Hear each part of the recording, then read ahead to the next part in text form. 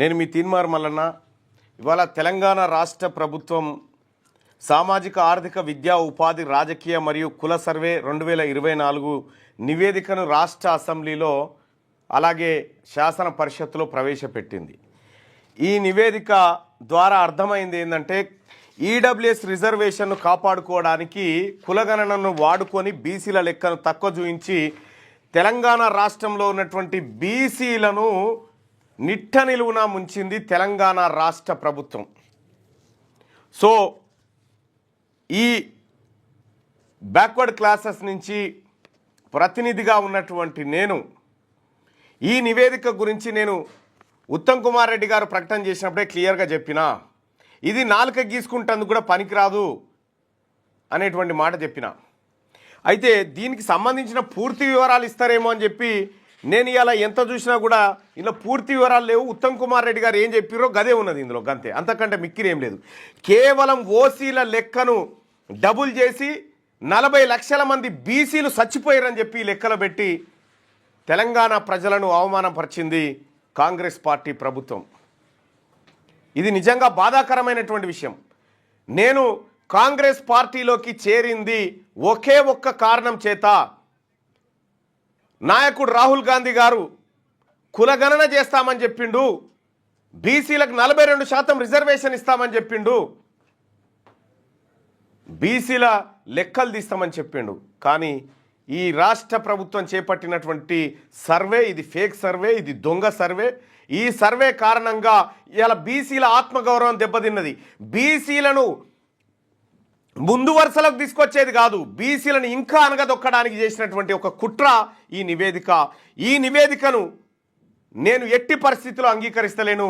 ఇది బీసీల భవిష్యత్తును సమాధి చేయడం కోసం తయారు చేసిన నివేదికగా భావిస్తూ ఈ నివేదికను నేను చెప్పిన ఉచ్చబోసి తగలబెట్టండి అని చెప్పిన, ఉచ్చబోస్తే తగలబడదు కాబట్టి ఈ నివేదికను తగలబెట్టి పారేస్తూ ఉన్నాం. ఇది దొంగ లెక్క. ఈ దొంగ లెక్కను ఎట్టి పరిస్థితుల్లో బీసీలు సహించరు. ఇలా ఓటర్ల జనాభా, ఓటర్ లిస్టుకు ఇక్కడ ఉన్నటువంటి ప్రస్తుతం పిల్లలు చదువుతున్న దానికి ఎంత చూసినా 4,20,00,000 ఉండాల్సినటువంటి జనాభా లెక్కల్లో 40 లక్షల మంది బీసీలను కనుమరుగు చేసి ఇలా బీసీల జీవితాలతోటి, బీసీల భవిష్యత్తు ఆటలాడుకుంటూ బీసీలను అవమానపరిచినటువంటి ఈ ప్రభుత్వం చర్య ఏదైతే ఉందో దీన్ని తీవ్రంగా ఖండిస్తూ ఉన్నా. ఈ నివేదిక దొంగ లెక్క. ఇది రాష్ట్ర ప్రభుత్వం అసెంబ్లీలో తర్వాత మండలిలో చెప్పినటువంటి లెక్క ఏదైతే ఉందో ఇది దొంగ లెక్క. బీసీ ప్రజలారా అర్థమైపోయింది, వీళ్ళు మనకు న్యాయం చేయడానికి కానీ లేకపోతే మనకు రిజర్వేషన్లు ఇవ్వడానికి కానీ మన లెక్కలు తీయడానికి వీళ్ళకి ఇష్టం లేదు. ఇవన్నీ దొంగ లెక్కలు. ఈ లెక్కలకు సంబంధించి నేను నిరసన వ్యక్తం చేస్తా ఉన్నా. ఈ రాష్ట్ర ప్రభుత్వం తప్పుదోవ పట్టించింది బీసీ ప్రజానికానికి. 160% మంది ఉన్నటువంటి బీసీలను కేవలం 46% మంది మాత్రమే హిందూ బీసీలు అని చూపించి బీసీల లెక్కను తొక్కిపెట్టి 8% ఉన్నటువంటి వాళ్ళని 15%గా ఉన్నట్టుగా ఓసీల లెక్క చూపించినందుకు నిరసనగా ఈ రాష్ట్ర ప్రభుత్వం చేపట్టినటువంటి దుర్మార్గమైనటువంటి దొంగ సర్వేకు నిరసనగా ఈ పేపర్లను తగలబెడతా ఉన్నా.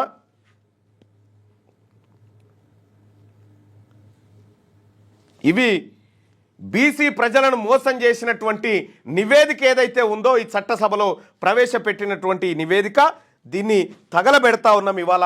ఇది దొంగ లెక్క. ఈ లెక్కల ద్వారా బీసీల అస్తిత్వం పోతా ఉంది. అందుకోసమే ప్రజలారా ఈ లెక్కని ఎట్టి పరిస్థితిలో మేము అంగీకరించాం. ఇది దొంగ లెక్క, ఇది జానారెడ్డి చేసినటువంటి సర్వే. ఈ సర్వేని మేము ఎట్టి పరిస్థితిలో అంగీకరించమని చెప్పి తెలియజేస్తా ఉన్నా. దీన్ని ఇది హైకోర్టు మెట్ల దాకా కూడా పోదు. క్లియర్గా రేవంత్ రెడ్డి గారు చెప్పేసిండు, రిజర్వేషన్ ఇచ్చే అవకాశం లేకపోతే 42% సీట్లు ఇస్తామంటే బిచ్చగాలమా తెలంగాణ రాష్ట్రంలో? ఏం అడక తింటున్నామా మేము? దేనికోసం ఉన్నాం? బీసీ ప్రజలారా, నేను మీ వైపే. ఈ దొంగ లెక్కల వైపు ఉండే ప్రసక్తే లేదు, ఉండి తీరను. అందుకే తగలబెట్టిన ఈ నివేదిక ఆధారంగా బీసీలారా మనకు ఏమీ రావు.